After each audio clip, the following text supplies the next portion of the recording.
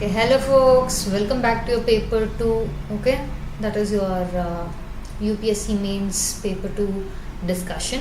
Okay, we have already discussed a few questions and this will be a continuation of that. Alright, so let's see, where had we stopped? Yes, we have finished the first question.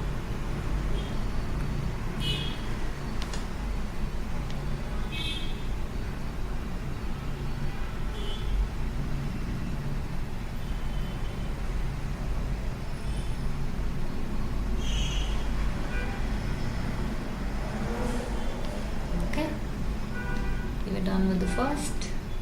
Yes, second discussed, third discussed. What is this? Aims and objectives of public examination. Yes, we have discussed. Right to privacy. Yes, we did discuss.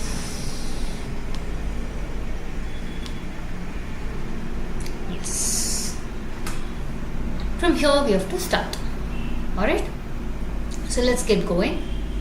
What changes has the union government recently? See, now the way we will be dealing with questions is we'll deal it in kind of subsections: polity, IR, governance, social justice, like that. Okay.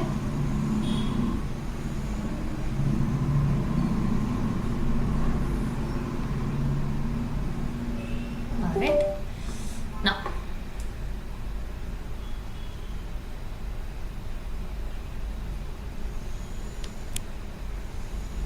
Give me a minute. I'll just set things up.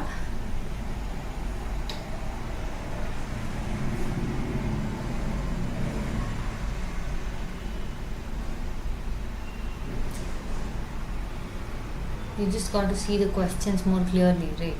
It looks like this, the top stream little bit is not there. So we'll just correct that and then we'll get going.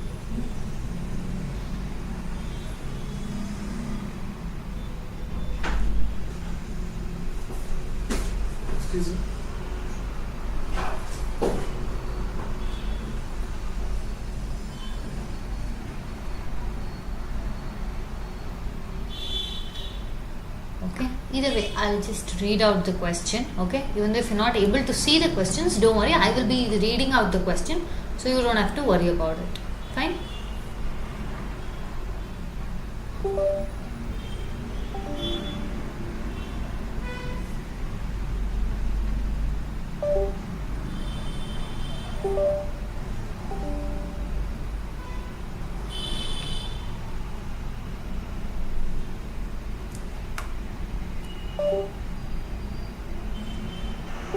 Okay, we have resolved the issue. Alright? Okay. Fine.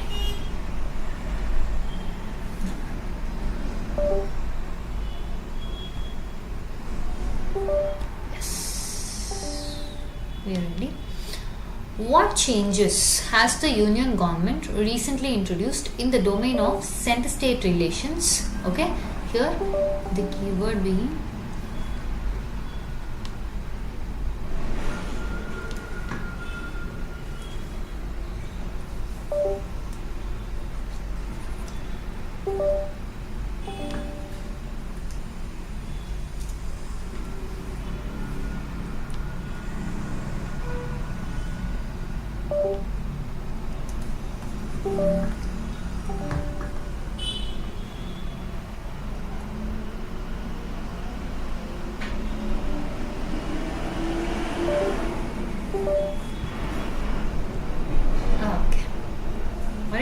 here the keyword being center-state relations. Okay. Now, suggest measures to be adopted to build the trust between center and states. Okay. Answer into 50 words. Excuse me. Answer into 50 words, meaning this is a 15 marks question. Yes. Now, look at this.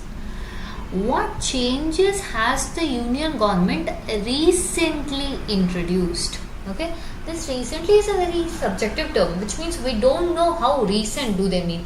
Do they mean it in this year? Do they mean it in past couple years? Do they mean it in the past decade? Okay, For that reason, we'll just try to come up with things which we have to mention first as to what has the union government done or brought about, something to do with your center-state relations. Okay, first thing in that list. Okay, now that will be again, as you understand this, one such thing if you have to understand with respect to union government that recently introduced, you have to mention this issue because this became a bit widespread, controversial also. What I'm mentioning is, yes, one nation. My pen is also not working up with me. Yeah, my pen has gone bananas today.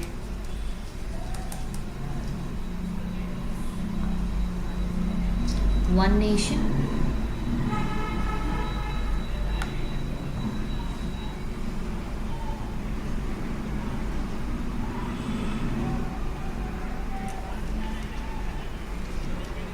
one nation.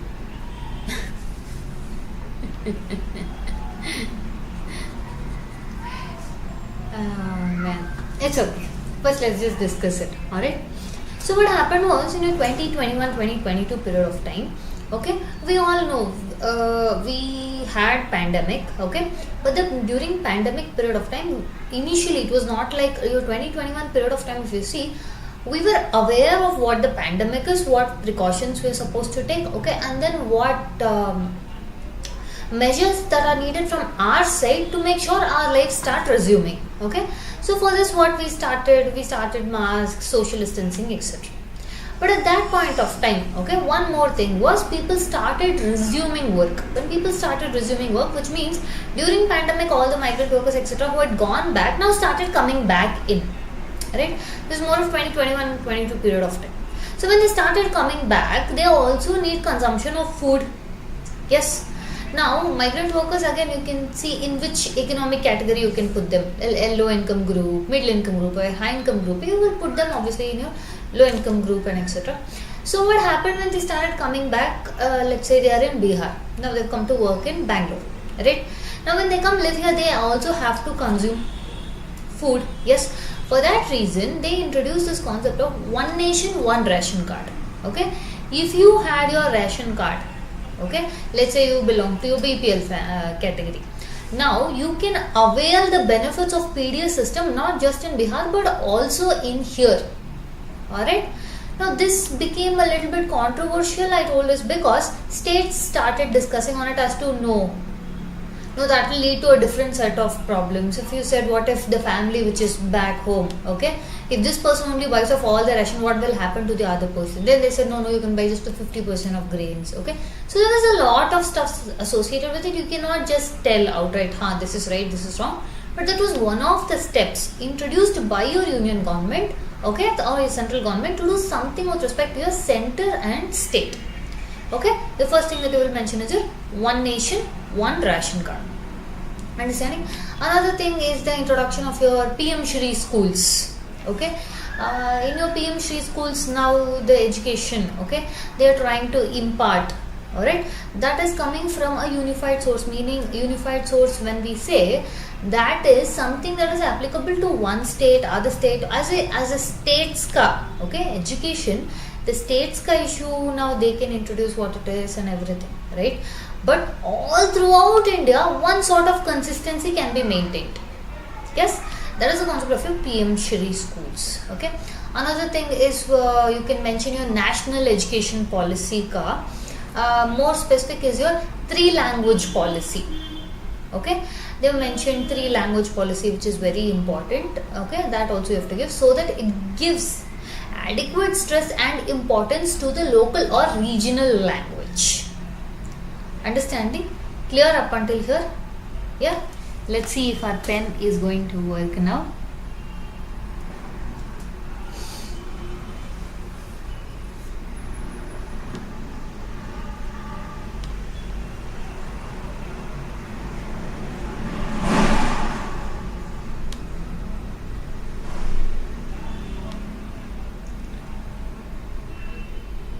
One second, we're just trying to fix it.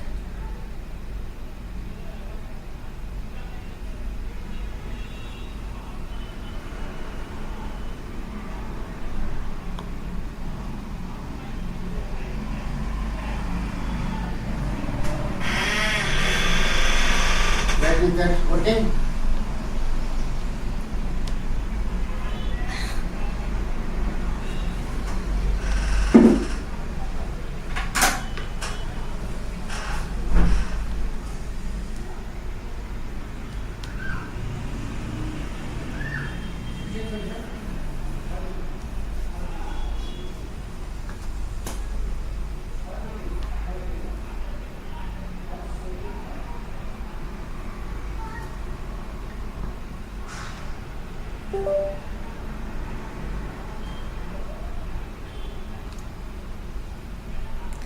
Let me just see what is the issue. Okay, one nation, one ration card.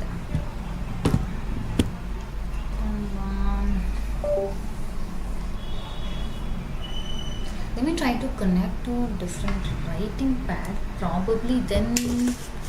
Okay, just bear with me. Couple changes. That's it. Then we'll have a proper progress.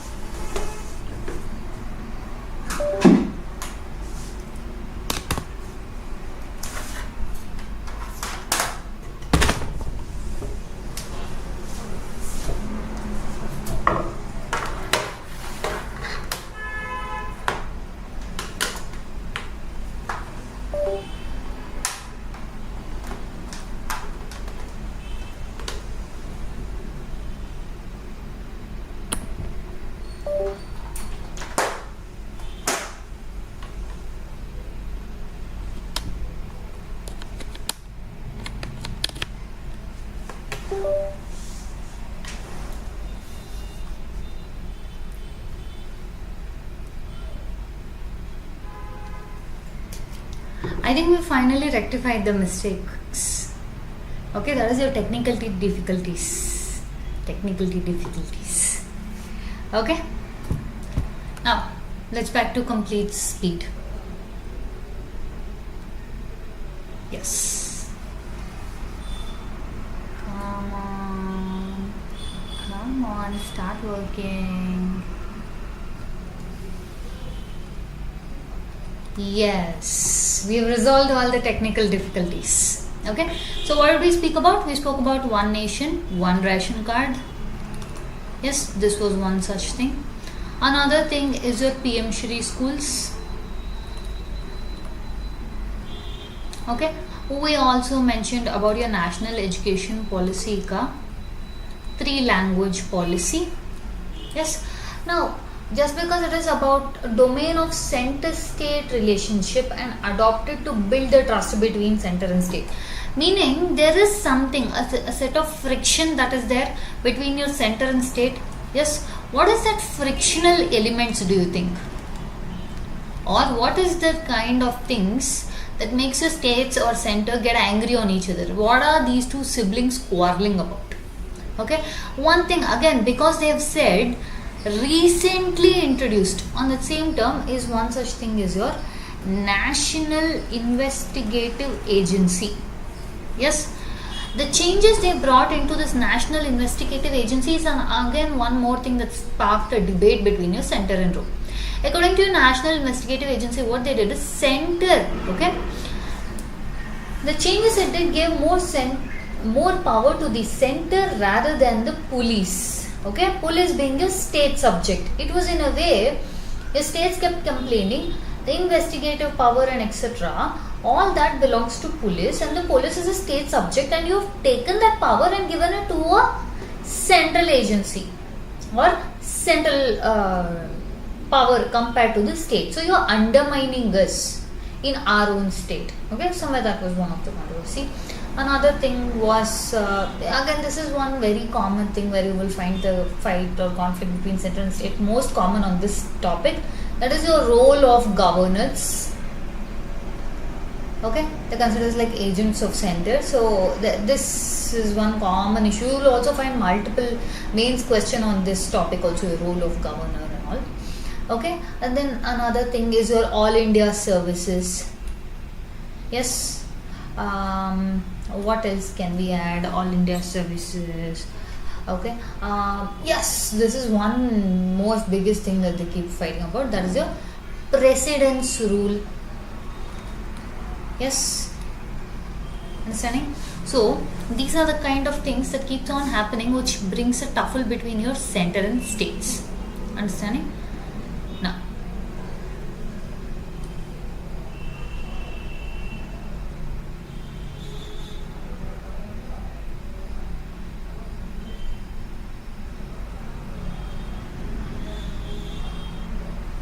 what happened?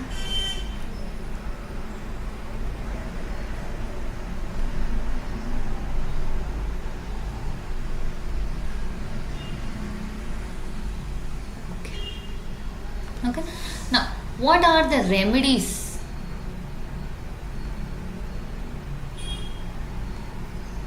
Okay. What are the remedies that we can give? Okay. The remedies are in the form of, first and foremost, okay, first and foremost, implement the recommendation of your Sarkariya commissions. Implement the, okay, a recommendation of your Panchi commission. Okay, implement the recommendations of your second ARC report. Okay, then one more thing, strengthen your interstate councils. Okay, and also strengthen your zonal councils. See, when we are speaking about interstate, interstate, that is your zonal councils and all, here also again one of the debate is there when we say zonal councils. Zonal councils, if you look at it, the chairman is your home minister, the members of that particular zone are the chief ministers and everything, right? So this is something that has to be completely state centric, but the agenda for the zonal councils are fixed by your center. Okay, that is also one thing again you have to remove in place. Okay, you have to let the states make the decision. Okay, another thing is your National Commission for the Review of Working of the Constitution. Okay, time and again you have to keep adopting towards the new time, towards the new changes that has been happening. See, now if you take at regionalism, okay, now regionalism, you don't take it as a negative topic, just think of it like regional aspirations of people are growing. Okay, federalism is becoming more and more stronger. So you have to keep the review of working of constitution also and make adopting changes rather than the India that we have today and the federal relations that we have today is not the same that we had in 1947. Yes, so with changing time we also have to make sure we change the needs of the states. Okay, then only we can have the name they have told, adopted to build the trust between center and states. Okay, another thing towards this method, constant suggestions are coming from your Niti Aayog. Yes, and you will also have to mention about your second ARC report. Okay, next. I'll go to the next question. Explain the reasons for the growth of public interest litigation in India. As a result of it, has the Indian Supreme Court emerged as the world's most powerful judiciary? Answer into 50 words, that is 15 marks question. Okay, first and foremost, understand this.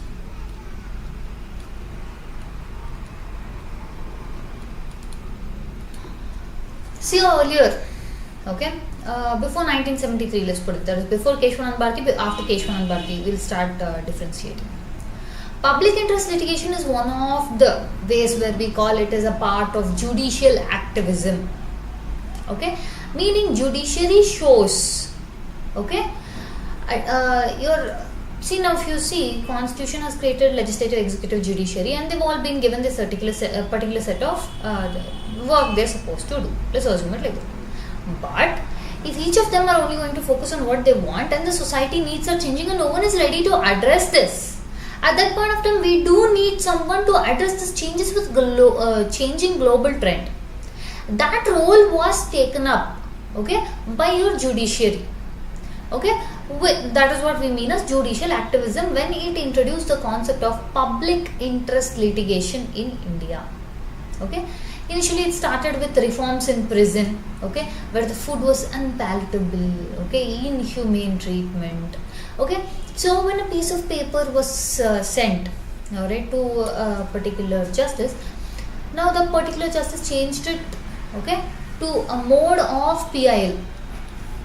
Thus the beginning of your public interest litigation in India. And also one major strength we are talking, look at this, explain the reasons for the growth of public interest litigation in India. So they are telling there is a growth. Now we will address the question, why the growth is there? What led to the growth concept of PIL? That is your locus standi dissolution, which means initially it was of the, initially judiciary held the view that only the concerned person, let's say some grievance is there, only the concerned person of that grievance can approach. But now with growing time, again because it says growth, but as with progressing time, your Supreme Court or your judiciary dissolved this concept, meaning dissolve the locus standi concept, meaning what we are trying to tell is the individual who is affected or the grievance of the individual, that grievance, only he has to approach was the manner before. Now any citizen, understanding, can approach the court for that person who is having that grievance. This led to a lot of humanitarian works in this field and aspect, which led to the growth of public interest litigation. Understanding? See, one such example is your broad understanding of your Article 21. And also see, when it came to Article 21, when we're telling, it was a right to life. Yes. Your Article 14, what is it? Your right to equality. But what they started doing, with the Supreme Court started with broader interpretation. What it started doing was, it started, now for example, there was this case where Delhi pe the children, right, they mentioned that Diwali bursting crackers is suffocating, it's polluting, and it is also affecting our health, it is affecting our right to life. Understanding? So now with the right to life and the fact that Article 14, right to equality, equality in also environment, a right to environment, right to clean access to breathing air, everything. Yes. So they were able to convert these into more viable forms which were helpful for the grievances of the people. This led to the growth of PIL. Understanding? This led to the growth of PIL, and also it substantially increased the role of judiciary. Now look at the second part of question. Has Indian Supreme Court emerged as the world's most powerful judiciary? Now when we come to this, we have powerful judiciary means, we'll also speak about your USA ka judiciary. Yes, the USA ka judiciary, if we compare, now in this aspect only let's take, because the question is speaking about your public interest litigation, and also it is speaking about world's most powerful judiciary. So it's bringing the world aspect, so we'll also bring in the world aspect. Your United States of America ka Supreme Court, the judicial activism concept of them is very wide, compared to India where it is limited. So much so that your US Supreme Court has earned the title as it being the third chamber. It is so proactive, that it has earned itself the title of being a third chamber. So whether we have to tell whether Indian Supreme Court emerged as the world's most powerful judiciary is debatable, but your Indian Supreme Court is definitely a powerful, or the most powerful institution in India. That part we can agree upon. Understood? Moving on. Discuss India as a secular state and compare with the secular principles of US Constitution. Here they have asked for the difference of secularism between your India and US. Pehle understand this thing with respect to secularism. Secularism is both positive as well as negative. Now when we say negative in polity, it doesn't mean it is a bad thing, it just means it has more limitations. Here, according to negative secularism, state and religion will not interfere in each other's matters. That is, state will not interfere in religious affairs, religion will not interfere in state's affairs. Yes. Now the same thing if you look with respect to India. See, India follows positive secularism. Now your negative secularism, this is your USA. Okay, where state will not interfere with the religion, religion will not interfere with the state. Now coming to the positive secularism, this is the aspect of India. Okay, and also India's positive secularism is very unique to its version, or there is Indianness to the positive secularism that we follow. Okay, we have a unique touch and blend of it, where the state will interfere. Okay, the state will interfere into the affairs of the religion. Okay, but it doesn't mean that I will target one religion, I'll go point that guy, I'll keep on making issues for it. No, it is not that. State will interfere in the religion, but which religion? All the religion. Understanding? And that is first thing. And second thing is, state will promote the religion. It's not just going to tell that I'm going to come, I'm going to interfere in all of the religions. It's not just doing that role. It is also doing the second role, that is, I'm going to promote all the religions. That is, I'm not going to spend my taxpayer money in promoting any one religion, but I will promote all the religions. Understanding? So these features are very unique to Indian or your positive secularism compared to your negative secularism, where they don't do any such kind. Okay, and the third thing, see, when we spoke, India is going to look at religions, I'm going to only target and interfere in all your religions and make sure it is going to be messed up. No, that is not the point to why your state is interfering with the religions. The point of why state is going to interfere with your religions is to remove the social evils. Okay, is to remove the practices which are not considered, okay, to be humane, or which hurt and affect the dignity of the individuals. Okay, here is where Supreme Court once used this term, doctrine of essentiality, meaning we will interfere in the religion, we have told that, but whatever features are essential for your religion, we will not touch that. But there are certain things which, okay, might be considered as social level. See, no religion, okay, you can take that for all of the world itself. Okay, no religion preaches harm, violence, hatred, jealousy, okay, performing inhumane activities, okay, affecting the dignity of other individuals. No religion promotes that. But there were the social evils which got associated and got the religion title to it. Understanding? So those things we are going to remove. Okay, that is the concept of a doctrine of essentiality. Understanding? Now one more thing, India as a secular state. Now let's just, okay, mention few points as to where and which things we see that India is a secular state. That is, we have to mention a few articles. Okay, first and foremost, your Article 14, right to equality. Yes. Next, Article 15, okay, that is against your discrimination on the basis of your caste, sex, gender. Yes. Next is Article 16, no discrimination, okay, with respect to your public employment. Okay. Next is your Article 25, yes, which speaks about free to profess, practice and propagate your religion. Okay, whatever your belief system is, you follow. So you have that individual right to follow your own religion, practice it and profess it without any fear, understanding, or pressure. Understanding? You cannot just practice, you can also propagate without fear, okay, or pressure. So this is very important, you have to mention this. Okay, another thing is your Article 27, okay, when we speak, your public money, taxpayers' money cannot be used to promote or propagate or use propaganda for promoting any one particular religion.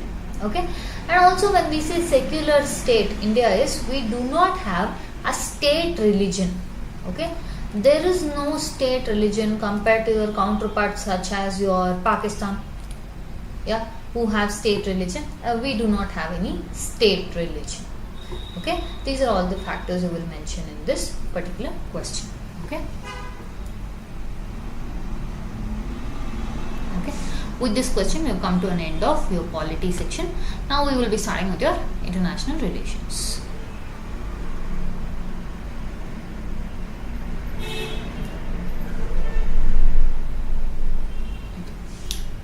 Look at this question. The West is fostering India. Okay. The West is fostering India as an alternative to reduce dependence on China's supply chain and as a strategic ally to counter China's political and economic dominance. Explain this statement with examples. This is a 10 marks question. See, first and foremost, look at this. Supply chain. Again, this question, the fact of the supply chain, China, India, West and all this thing was a live example during your pandemic time, and again 2021, 2022. Why are we specifically mentioning 2021, 22 period of time is, this was the time that we started resuming. Okay, we understood how initially the first phase of pandemic, we don't know what was causing it, we don't know what organism was causing it, we don't know whether there is any medicine to it, vaccine to it, we don't know anything. But 2021 we had sufficient knowledge about it, we started getting vaccinated, we started coming out to the world, that is post your lockdowns, we started coming back again. The same thing worked for the world. The world had to resume eventually. So when the world had to resume and the operations had to be carried out, one thing that got strictly hit was your supply chain. All the countries need, yes, all the countries have some or the other goods, essential goods, that they will import from the other country. Okay, your China has set up its base as a strong manufacturing unit and a manufacturing giant, along with dominating a supply chain mechanism. Okay, so through which what it did, it started putting its economical leverage on the political side. Okay, this guy is the giant, no doubt. You need the things that he has. So you go, you want to buy it. Now this guy didn't leave it at there. He told, no, you want my products, fine, I'll give you my products, but also I want you to do this.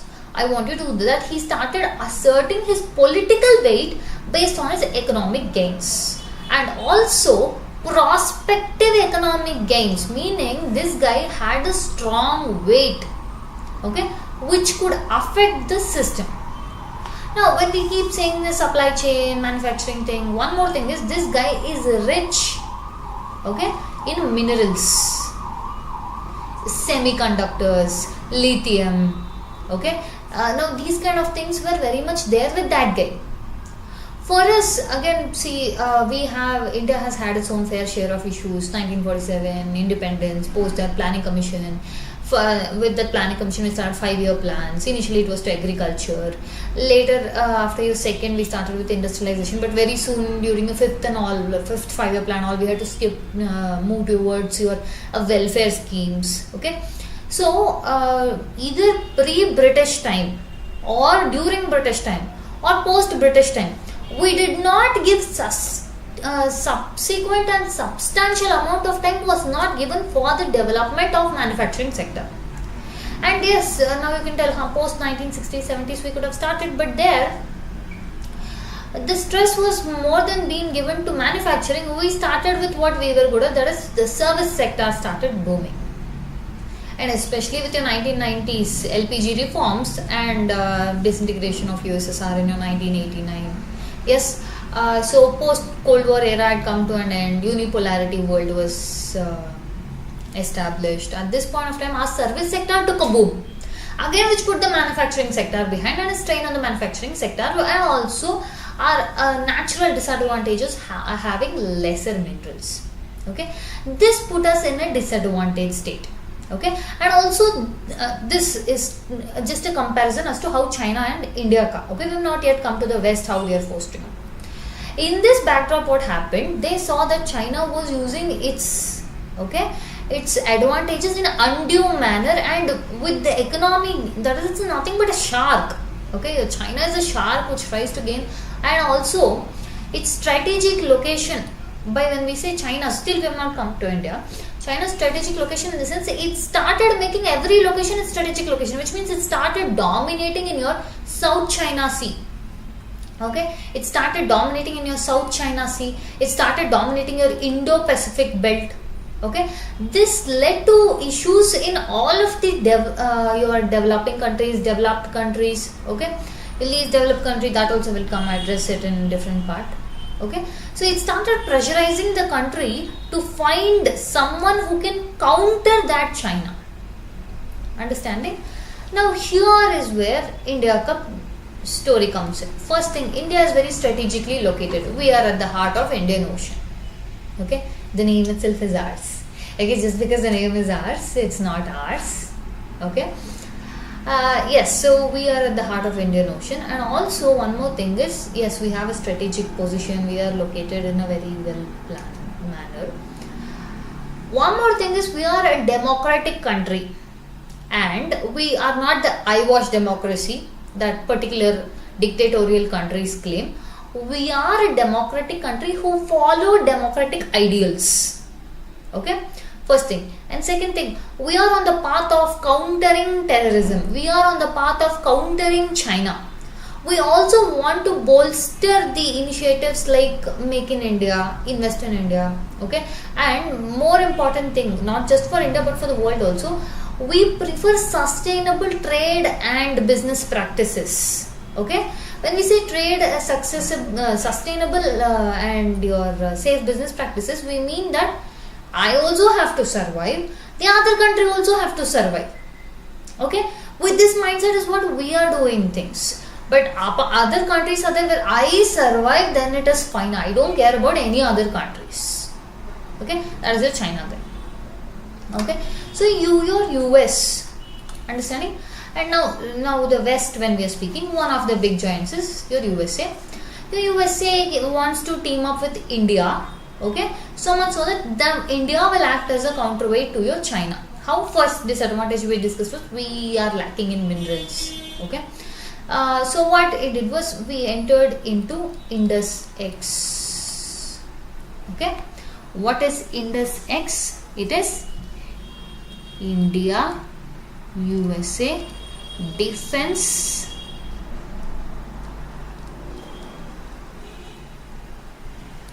Acceleration Ecosystem.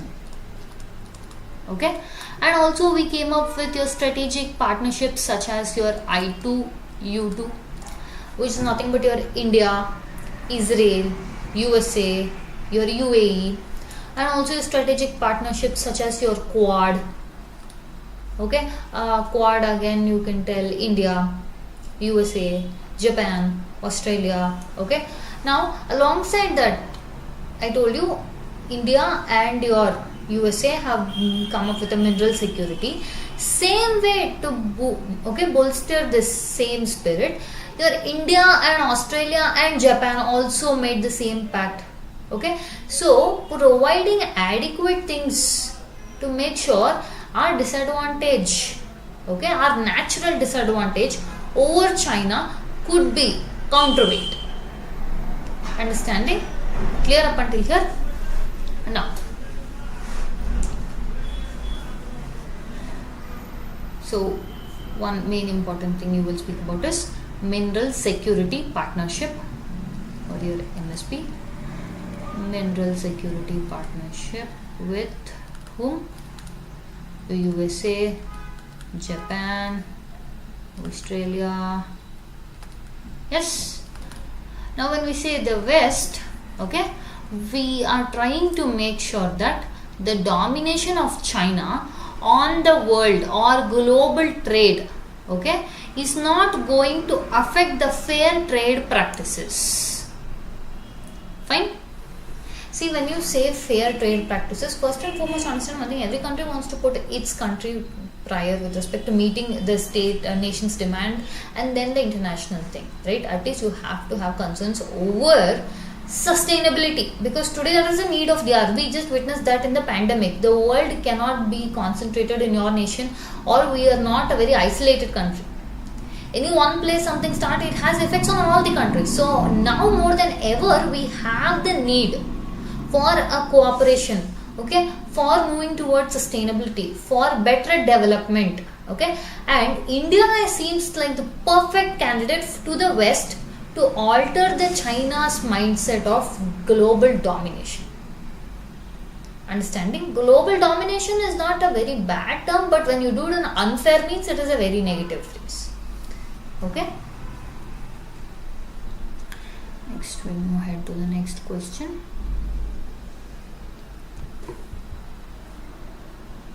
Okay? Yes. Critically analyze India's evolving diplomatic, economic and strategic relations with Central Asian republics, highlighting their increasing significance in regional and global geopolitics. Okay. See, one of the things that happened in recent times is, again see, 2021-2022 period pe, your India and Central Asian countries, okay, we set up the first ever summit, India Central Asia Summit.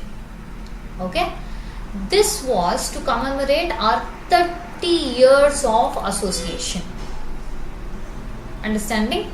Now, what countries will form your Central Asia is Kazakhstan, Kyrgyzstan, okay, Tajikistan, Turkmenistan and Uzbekistan.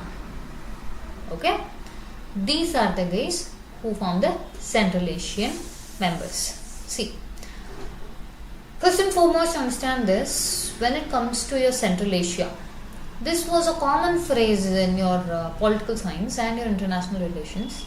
Anyone who holds the key to Central Asia holds the key to the other half of the world, or holds the passage to the other half of the world. The reason we're telling that, and especially we're considering Central Asia like a door. Consider this is the west, this is the east, this is the in between Central Asia. Now when we're telling you open Central Asia, you open yourself to wide path, okay, that is of connectivity.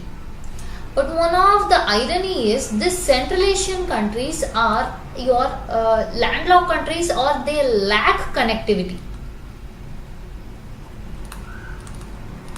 Okay, this is one of the reasons why we came up with the strategy of Connect Central Asia.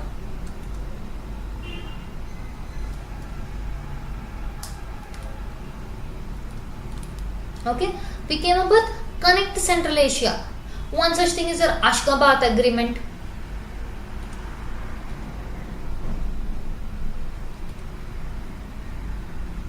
Okay, one such thing is your Ashgabat Agreement, where we are trying to bring that connectivity of Central Asia. And one more thing is, see, like in the previous question we dealt with, we are very much naturally disadvantaged, okay, with adequate supply of minerals and hydrocarbons. Your Central Asia is a rich source to hydrocarbons.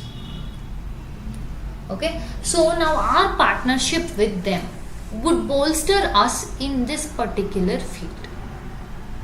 Understanding? Now, one more thing.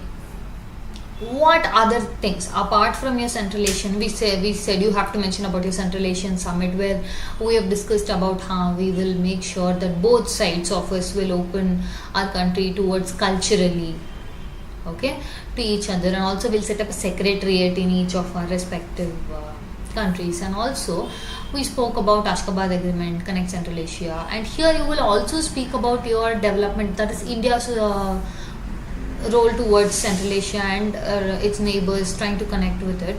It is your Chabar port. Okay, another thing we will speak is your international north-south corridor. Very, very important. Okay, this is very important. I will mention international north-south corridor. And also one more thing with respect to this is, like I told you previously, whoever holds the key to Central Asia, okay, holds the connectivity to the world. Okay, but this has proved as a disastrous thing to your two major power players, that is your USA and USSR and present day Russia, in different periods of time. Okay, one thing they don't get to see is Central Asia is being used as pawn by these global powers. Okay, instead of seeing Central Asia as the key to power, you have to see it as the heart of Asia. Meaning, the Central Asia access has to be gained in a more manner which is nurturing or which is gainful for them as well as others. Unlike you trying to be in that country, exploit its resources, exploit its community, exploit its political nature, okay, introduce all sort of terrorisms. You all understand what I mean by that, okay. Whereas the things, if you see of how India is trying to connect, okay, it is trying for, again, like in the previous question we discussed, a mutual development or development for all. That is a, see, if we have to put India and development in one category, this is our motto, development for all, and that is what is needed if you have to build a sustainable relationship with any country, okay. These are few things which are important, which you'll have to just consider from your summit, Central Asian Summit, okay. These are things very much highlighted by India, that is One Earth, One Health, okay, and especially we found that out very loud, clear, crisp during your pandemic time, okay. We have to look out for each other. That was our focus about your One Earth, One Health, and also look at this, support of all, development of all, trust of all, efforts of all. Understanding?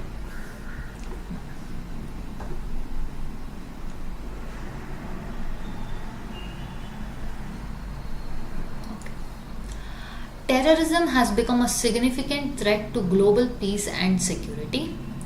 Evaluate the effectiveness of United Nations Security Council's Counter-Terrorism Committee and its associated bodies in addressing and mitigating this threat at international level. 250 words, 15 mark question.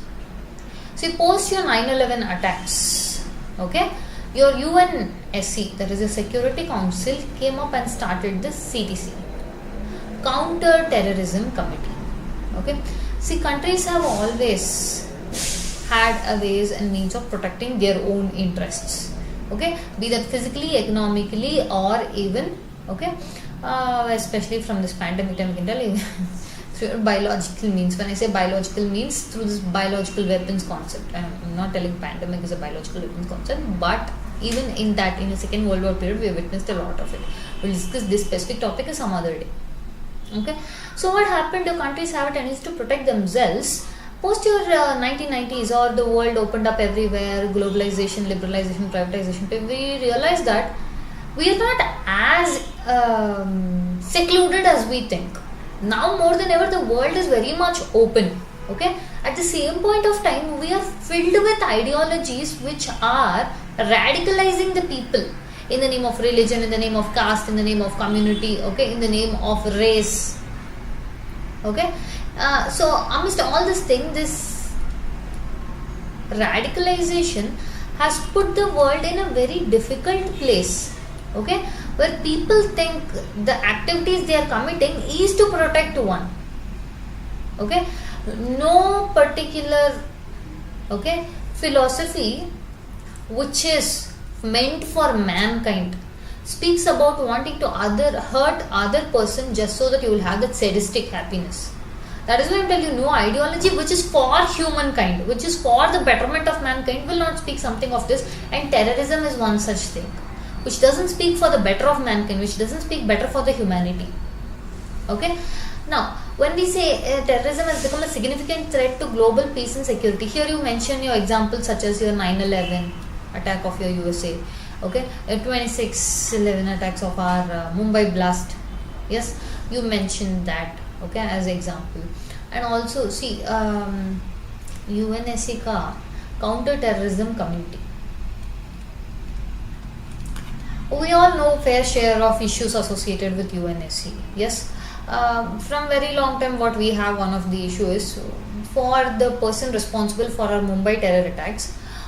We have found a particular person, a terrorist, who was the mastermind or who was the one who was leading the attacks, and we have been telling them to blacklist. Okay, here is the word you will start. Blacklist that person, meaning what? You freeze all the financial accounts, you freeze the movement, and you freeze all the travel documents, etc. So you curb the movement of them. So somehow it is like you suffocate them to death. Not literally, meaning you make sure the terror activity stops that way. Okay, For example, a recent example, we'll just take it. Your Pakistan, okay, your Pakistan was put in Financial Action Task Force ka watch list pe. It was put under grey list, meaning it was under the allegations that we are going to watch you because we have seen cases, that is the Financial Action Task Force is telling us to Pakistan that we have been seeing cases of you using money laundering, okay, and using it for terror funding. So what they try to do is you cut the economic sources to which you're getting, and also you freeze the travel documents and all of the people who are involved in these kind of terror activities. Two things. First part I told you about your Mumbai attacks where one person was there, we had to put him in the blacklisting. So each time we raise the concern in UNSC, your China guy somehow opposes it and that person doesn't go in. And that is where the issues about P5 members come in, the fact that India also should get permanency, these things will come to picture. The second thing is, yes, Pakistan was put into a watch list, it was under grey list for a lot of time. But one of the issues is they removed Pakistan from that list.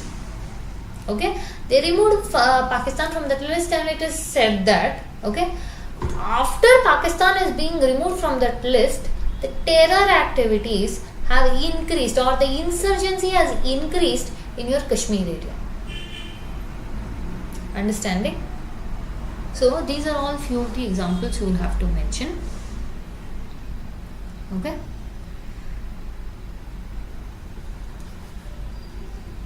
So first thing we'll speak about is blacklist, and then your grey list. Understanding? And one more thing that constantly now with the growing, again I told you globalization era pe, as it is becoming new and new ways for them to attack and target, for example your cyber security, cyber threat, okay, cyber terrorism. When they are using different means, we also have to fight the terrorism in the same manner, which means you have to use, okay, your technology in fighting terrorism. When they are creating cyber warfare, when they are creating cyber terrorism, then we also have to address it using technology only, right? Okay, that also has to be mentioned here.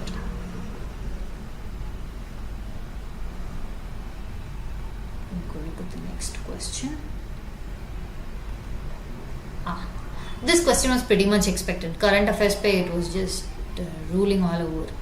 Prime Minister goes, okay, Indian Prime Minister is being abused, hurled, okay, derogatory remarks are put on our head of state by your Maldivian people. Again, Maldivian and India, okay, we've had a very good relationship. Okay, now we'll just look at the question.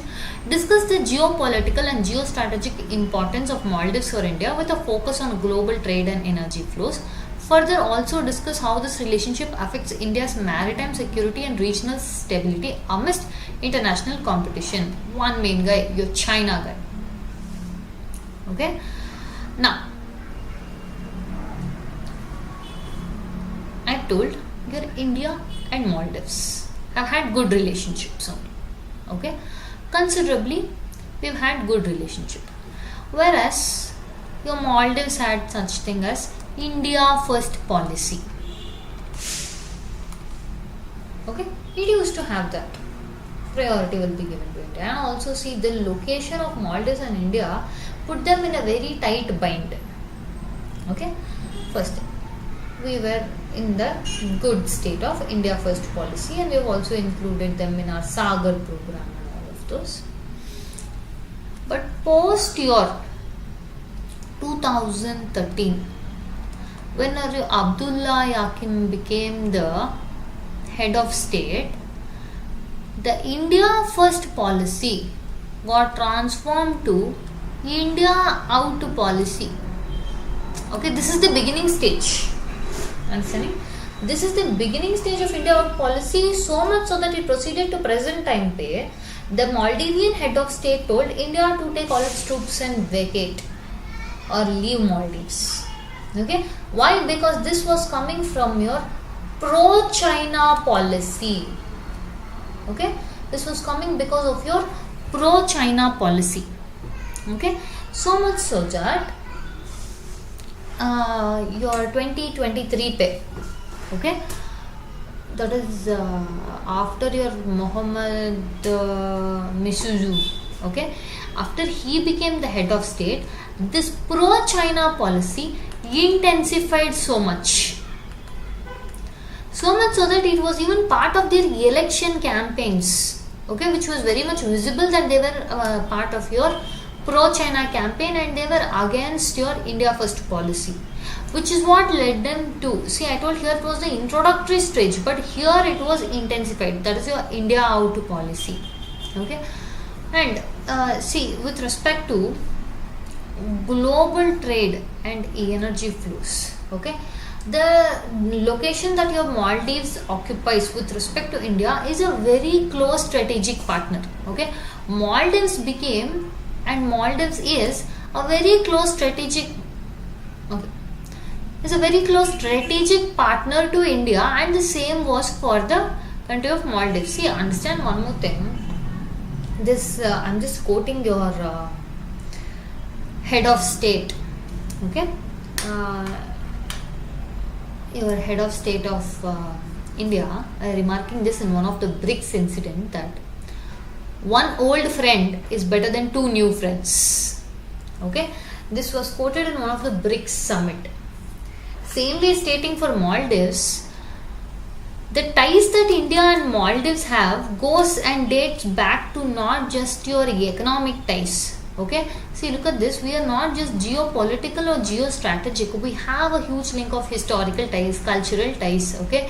We are almost, we had a system where our culture, our that is in now if you look at it from ancient India point of view or your medieval point of view, okay, or even modern history point of view, we've had the cultural system part of it seen in Maldives also.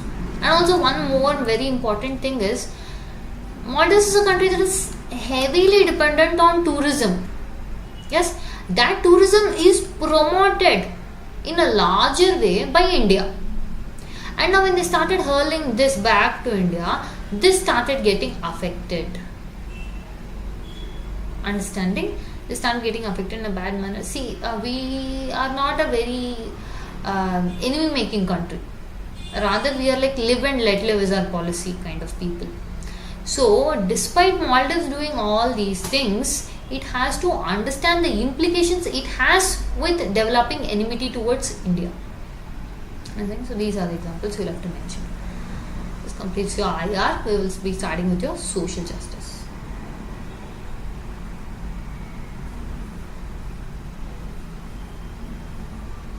Okay.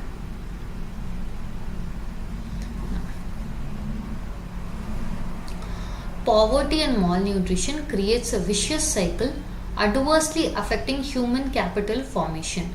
What steps can be taken to break the cycle? See, poverty and malnutrition are a vicious cycle is because both poverty and malnutrition are intergenerational. Meaning, let's say a woman is pregnant with a child. Okay? When she is pregnant with a child, let's say she is not given good health with respect to nutritional food. Okay? The sufferance is not her alone, she, her child and the child's child which will come. Okay? This leads to, okay, if you have lack of ability, okay, when we say lack of ability, physical ability, the ability to do your physical chores is lacking because of good access or good availability of nutritional support. Okay, your poverty and malnutrition are one of the worst combinations you can expect. Malnutrition, okay, it is not that they are out of choice becoming malnutrition. They are malnutrition because of poverty. Poverty causes malnutrition. This is a very, very vicious cycle. Understanding? Which affects the human development. Also, this is with respect to an individual. From an individual perspective, your poverty and malnutrition coming together, it affects the human development. But the same thing at a national level, okay, or as a world level, if you even are going to take that, this affects the most rich potential that India has, that is your human capital. Okay, this affects the human capital. Okay, and also look at this, your household consumption survey. Okay, your household consumption survey held that your poverty was reduced by 5%. Okay, see, it is as it is states, we are on a double-edged sword where we are, with all the space exploration and that this, we are leading towards advancements on one side, and other side we are still facing a very vicious cycle of your poverty and malnutrition on a very considerably large basis. Okay, what can we do? Okay, what steps can be taken to take the break from the cycle? First thing, okay, strengthening of your SHGs, women run SHGs, okay, cooperative societies. Why we are telling SHGs, cooperative societies and all when we speak about poverty and malnutrition? Until and unless you create viable economic sources for them, they are not going to have it. And second thing, you have to strengthen the role or participation of women into this economic earning activities. Okay, that is first thing. And another thing is ICDS, Integrated Child Development Services. Okay, you increase the chances, okay, of a child's survival. How do you do it? Immunization. Okay, your Indradhanush scheme, when you speak about your immunization, Indradhanush scheme. Okay, and also you make sure all the deaths from preventable diseases, okay, that has to be taken on a very higher range, because a very basic thing in which this death could be prevented, effective steps have to be taken that it has to be prevented. Okay, because something as basic and as common as things, taking the life of a person, is a very hard hitting fact. Right? Even they deserve a chance at their Article 21 or right to life. Now, when we say right to life, just doesn't mean that you're alive. Child wasting, child stunting, okay, all these things alongside your malnutrition is affecting the quality of the life that person could have had. Understanding? And also, what other thing we can do? Fortify. Okay, food fortification, very important thing. We already have this thing where your vitamin A fortified rice grains. Yes, and also one other common thing that women of India face is your anemia. Okay, the condition of anemia is very strictly raising with respect to the women in India, and so we have also come up with this thing of Anemia Mukt Bharat. Understanding? And what other schemes? Okay, just you'll have to mention, because they have specifically asked what steps can be taken. Okay, strengthening your Manrega. Okay, and also increasing the effective implementation of Poshan Abhiyan. Okay, and moving from a disease based to wellness based, your motto of your Ayushman Bharat. Okay, and also increasing the quality of food grains distributed in your PDS system. Understanding?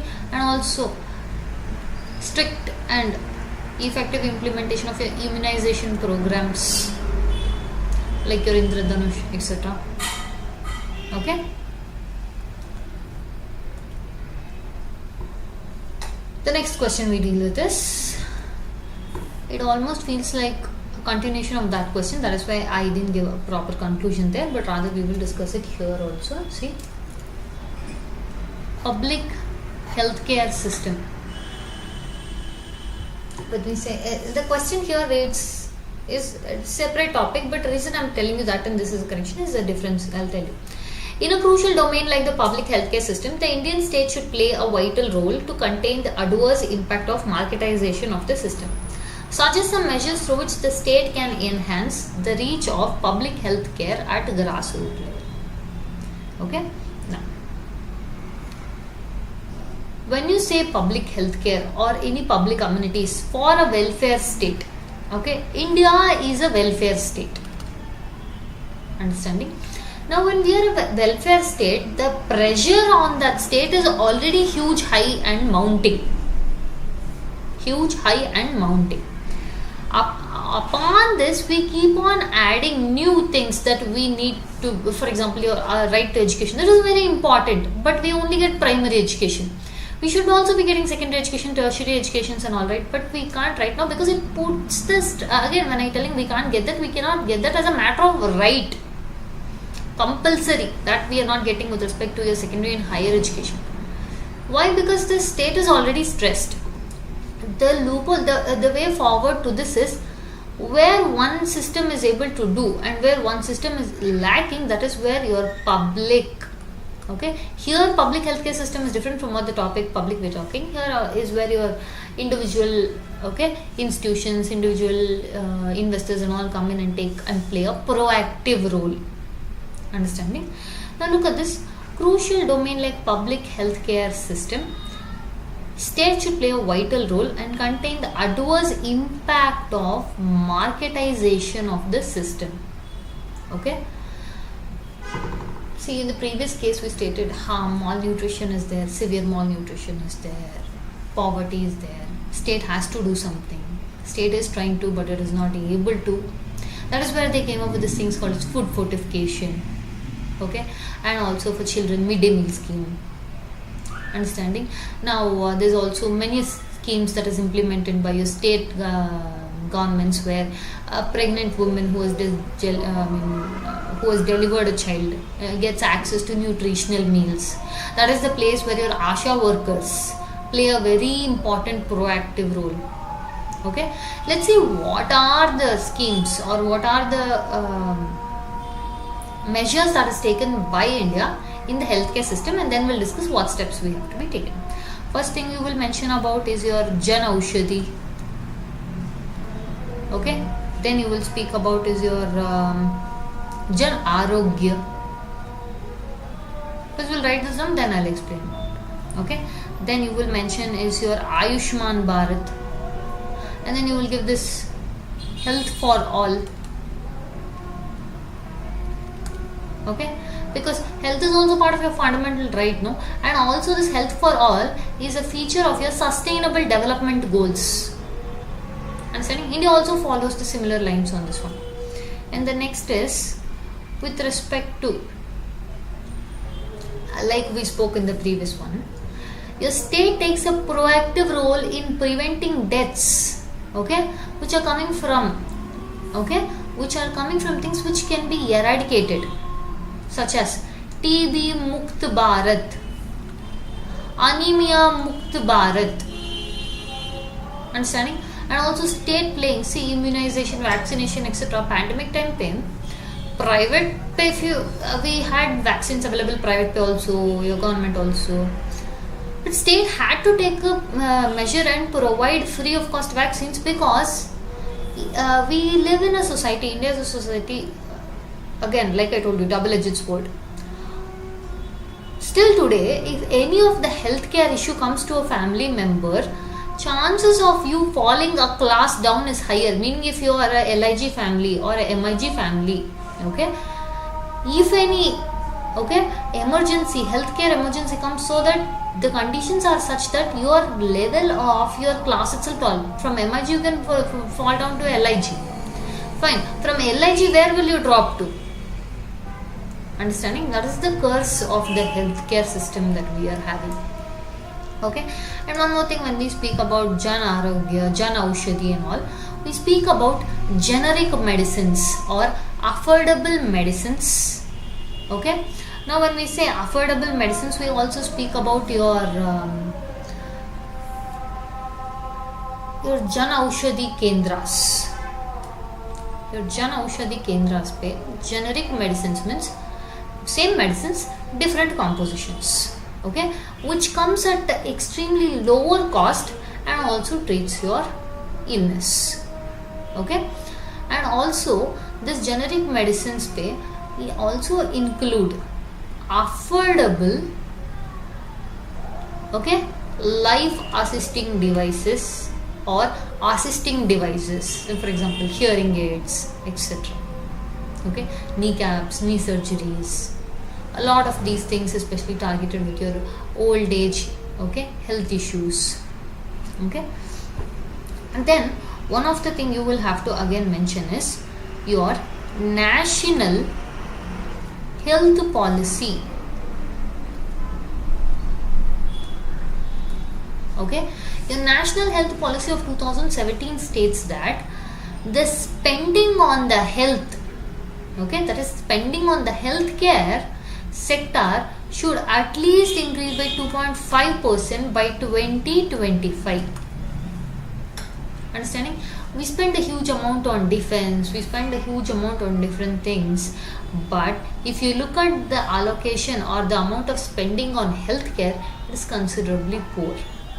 Okay, and we have to increase it. One more thing we can do, okay, very important thing is involvement of technology in your healthcare. That is things like your e-Sanjeevani portal. Okay, it is a consultation, free consultation you get, and also your e-health portal. Understanding? See, the last section of it is how to reach the public healthcare at the grassroots levels. One of the previously, presently and future also, one of them plays a very, very, very important role is your ASHA workers. Okay, now that should be very much strengthened. Okay, they are acting as the agent of connection between your government and people. They are the ones who tell them how this scheme is there. For example, your institutional delivery. Okay, people के लिए they lack of awareness. Okay, lack of also one more thing is taboo is taken in Indian society about institutional delivery is still there in majority parts. Okay, this are removed. Okay, and also by your ASHA workers, they are playing a bang job in that. And also one more thing is what kind of medicine should be given to the child at what age, what immunization is to be done for the children, how healthy meals should be provided to them and to the child. Okay, this role is played by them, a very proactive. Now see, ASHA workers and this concept of midwives. When I say midwives, it is not just assisting on the delivery, but the fact of providing them, that is, let it be your pregnant women or delivered women. Okay, for them that case is very important for both your reducing cases of IMR and MMR. Okay, so adequate knowledge as to what should be done at where, what source pay you can achieve, you don't have food, now we can find this, government gives you this, all this thing, the communicator is your ASHA workers. Okay, so that institution has to be strengthened very much. Public charitable trusts have the potential to make India's development more inclusive as they relate to certain vital public issues. See, one more thing, like I kept speaking in the previous question, India is a welfare state. For a welfare state like India, the burdens are already too heavy and mounting. Okay, every role to be taken up by the state is going to be a very costly affair, and it is going to affect our progress as a nation. And especially for a developing country, okay, and for the development to be more inclusive. See, we have this one scheme, connectivity for all. Okay, that is with respect to your transportation. Similarly, we should bring development for all, health for all. Okay, if this has to be attained, if this has to be, development has to be holistic, then the private players, civil society, NGOs have to come in, or your public charitable trusts have to play a very big role in India. In India, we have things such as, now again when we are speaking about your NGOs or private charitable, public charitable trusts and all, you will speak with respect to the world is something we will mention, Bill and Melinda Gates Foundation. Okay, you will mention Bill and Melinda Foundation. Now when it comes to India, you will mention things such as your Kailash Satyarthi, Nobel laureate who speaks about your child labor, and also the concept of your Sulabh toilets, and yes, ISKCON का Akshay Patra scheme, okay, and also your Tata trusts. These are all the examples that you have to do. The Azim Premji University. Okay, what do you think all these they are trying to do? That is, see, again when I said this slogan is for connectivity, we at least aim for last mile connectivity with the transportation all. Here we have to aim for last mile delivery of what? Welfare. Last mile welfare delivery is the target, okay, or should be the target of your public charitable institutions, and this is not based on any force or something. This is completely on a voluntary basis, okay. See, now for example, if you have seen the highest number of death rates in India, first it's because of your traffic as in road accidents. Second is because of suicide.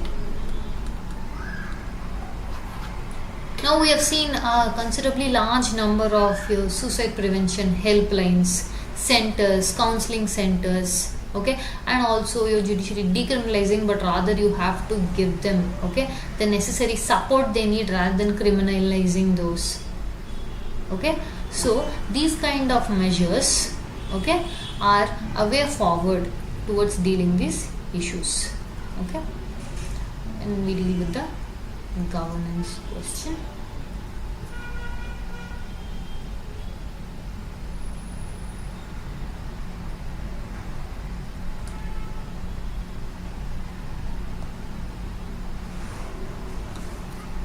The Citizens Charter has been a landmark initiative in ensuring citizen-centric administration, but is yet to reach its full potential, identify the factors hindering the realization of its promise and suggest measures to overcome them.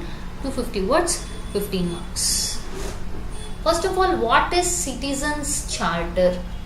That will be your introduction. See, Citizens Charter is government's commitment to deliver these particular services to the citizens. Understanding? It's as simple as that. Government has different sectors, different industries, okay, different ministries and everything, right?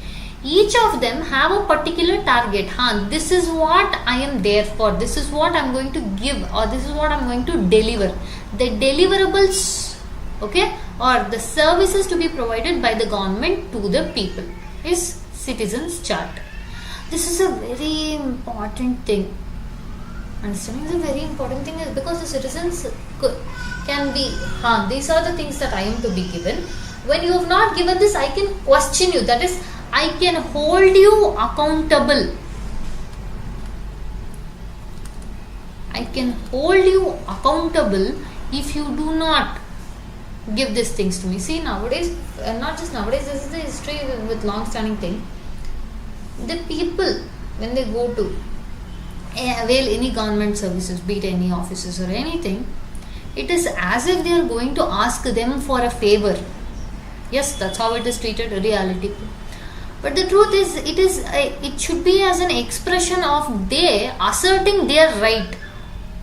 Okay? The concept of favor to right mentality should be brought about both sides, both on the government side as well as the people's side. One step in that is your Citizens Charter. If something like this is there, then what is the issue? Then people all can find out what this is and then they can hold the government accountable. This is where the conditions such as a lack of awareness, okay, even linguistic issues, okay, and even whatever is constructed in a Citizens Charter, it's too vague, okay, and also too ambitious, okay, too ambitious. Your ARC report, second ARC report suggests the changes that has to be brought into the Citizens Charter is first and foremost give or write things which are deliverable. Okay, don't write too many high sounding philosophical words, first of all, which is too vague, which is again you can't understand it. Okay, and also which can be completed in the possible time in real sense. Okay, not this is my aim to do this and then you don't do anything. Okay, it is becoming again it's becoming too vague. The point of having a citizen charter is getting defeated. So the second ARC report suggests have a clear vision. First thing. Second thing, only write on things which are deliverable. Understanding?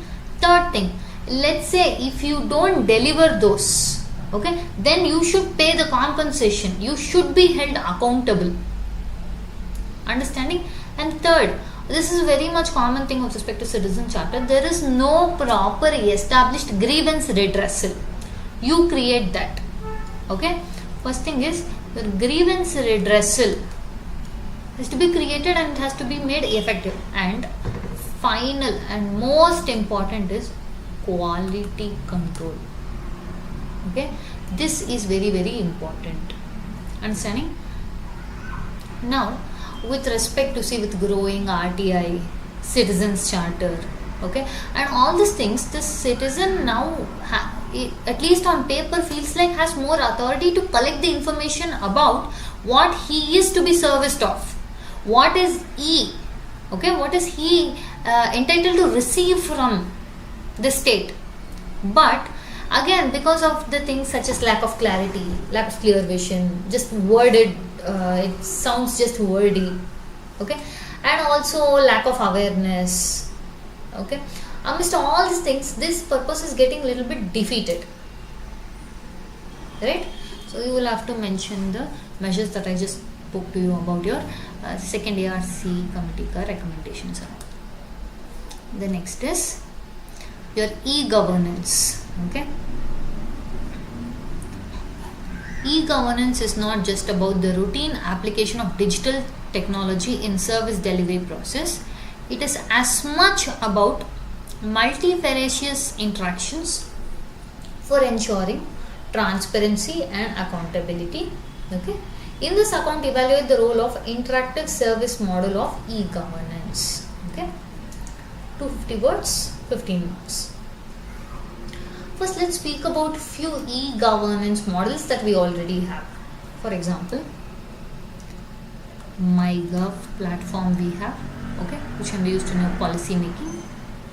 Next is Tele-law. Okay. Next thing is Swachh Bharat app. Okay. Next is Umang app. Okay. The next is CP Grams. Okay. The next is E-Sanjeevani portal. Okay. Next, e-filing taxes.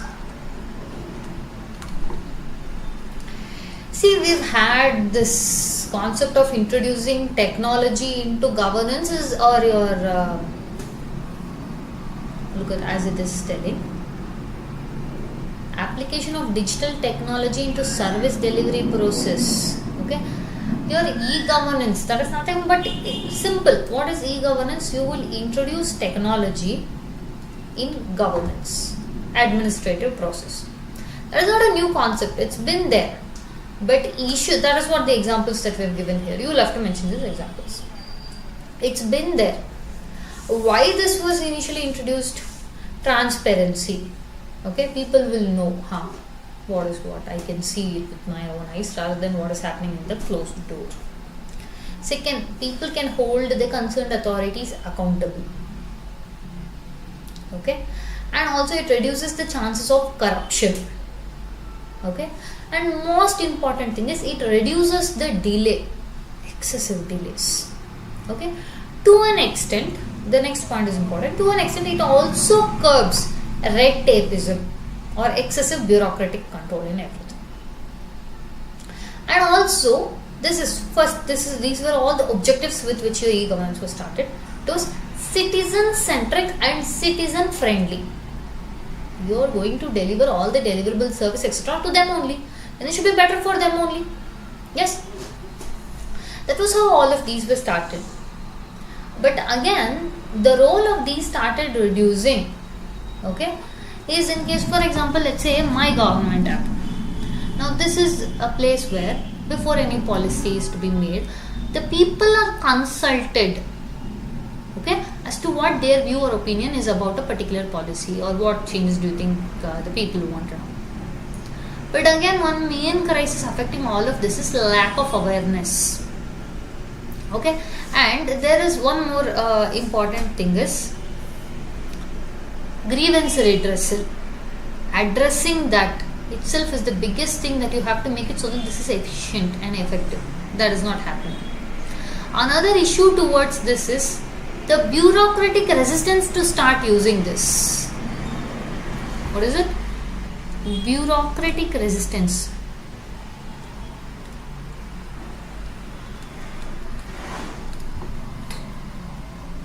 Another thing is with respect to your issues about data privacy.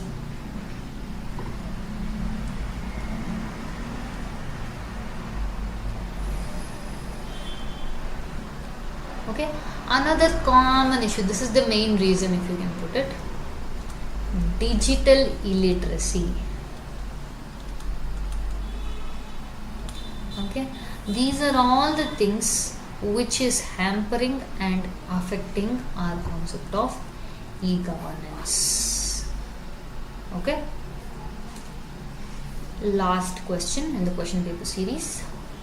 Doctrine of democratic governance makes it necessary that the public perception of the integrity and commitment of civil servants becomes absolutely positive.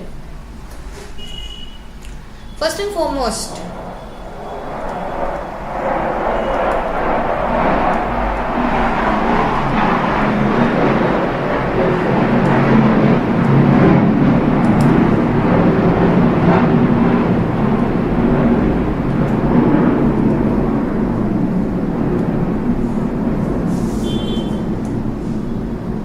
your public servant is the connecting agent between your public and state. If they are going to perceive something as state, then it is going to be based on the way your public servants behave with the public. Understanding? And if these public servants, okay, are going to show to the public the facades such as power, okay, corruption, careless attitude, okay, not doing, okay, the role that they were meant to do, which is what?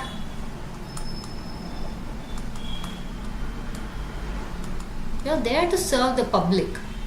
But apart from these things, rest all things if you do, the public gets an image of the same thing from the public servant as well as the state, which leads to alienation between the public and the state and as well as the public servant. The intrinsic characteristics that a public servant is supposed to display, okay, in order to make this democratic governance, okay, or what the public perception of them is going to be is, first and foremost thing is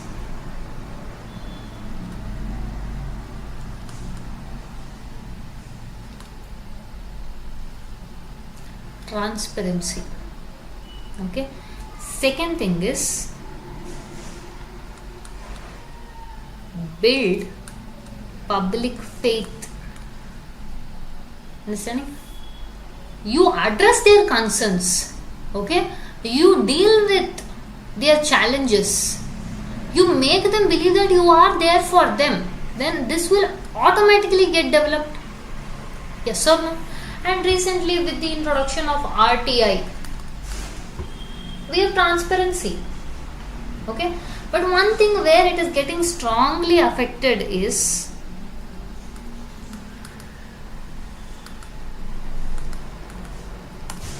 in this place, accountability. If you don't do the work that you were supposed to do, the people are not able to hold you accountable. See, now whenever when we say public service in that and this, especially in conditions such as your floods, droughts, Okay, they are already hurt because of a natural calamity. Okay, they don't want a bureaucratic calamity in this. Rather, they want the smooth sailing of their already turmoil lives through you. Only if you are able to prove that with your integrity, honesty, okay, sincereness towards your profession, okay, have a sense of professionalism, okay, and also you make sure you have the attributes of public service, without which this cannot be built, okay, without which public faith cannot be built, and without which a state cannot be run in a democratic manner. If all these has to happen, then it is in the hands of a public servant executing his public duties. Understanding? See, we've dealt with sub questions. So that is your questions from your polity, your international relations, governance, as well as social justice. Okay, this was how the questions were framed from this year UPSC Mains 2024. Okay, from here onwards, okay, we have huge number of programs coming, dedicated current affairs. Okay, we have dedicated channels for your live sessions, okay, where we debate, discuss about everything that's happening. From your exam perspective, I suggest you strongly take advantage of these things and do keep following us, okay, liking our content, subscribe first to our channel, and also share it along to your friends as much as needed. Okay, let's see what you guys have written up until now. Let me just check you guys in the live.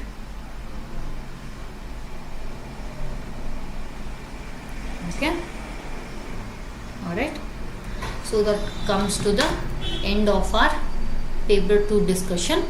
We'll end the session here. Hope you understood. Okay,